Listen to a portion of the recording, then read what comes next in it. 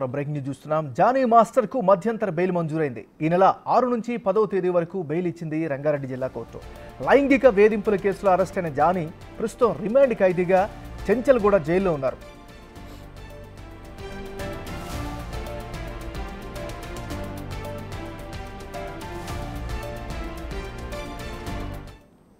Johnny master కు మధ్యంతర bail మంజూరైంది. ఈ నెల 6 నుంచి 10వ తేదీ వరకు బెయిల్ ఇచ్చింది రంగారెడ్డి జిల్లా కోర్టు. లైంగిక వేధింపుల కేసులో అరెస్ట్ అయిన జానీ ప్రస్తుతం రిమాండ్ ఖైదీగా చెంచల్గూడ జైల్లో ఉన్నారు. ఇక ఇదే అంశాలకు సంబంధించి మరింత లేటెస్ట్ అప్డేట్స్ని మా రిపోర్టర్ సురేష్ అందిస్తారు. సురేష్,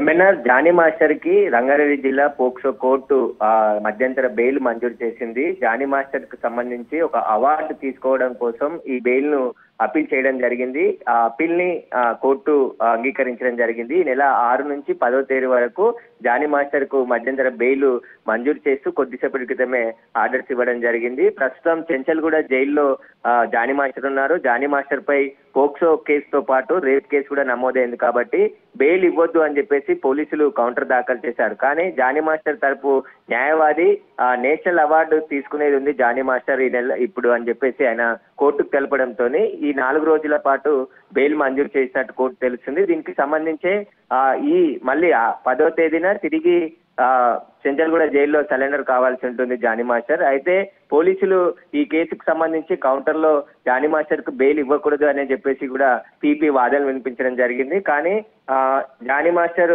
నేషనల్ అవార్డు తీసుకునేది ఉంది కాబట్టి తనకు సంబంధించి ఈ అవార్డు అందుకునేది తాను మాత్రమే కాబట్టి ఖచ్చితంగా బెయిల్ ఇవ్వాల్సిందని చెప్పేసి కూడా జానీ మాస్టర్ తరపు న్యాయవాది వాదనలు వినిపించడం జరిగింది. 4 రోజుల పాటు మధ్యంతర బెయిల్ మంజూరు చేయడం జరిగింది. కొన్ని షరతులు కూడా ఈ బెయిల్లో పెట్టినట్టు తెలుస్తుంది. ఏమన్నారు? Thank you Suresh.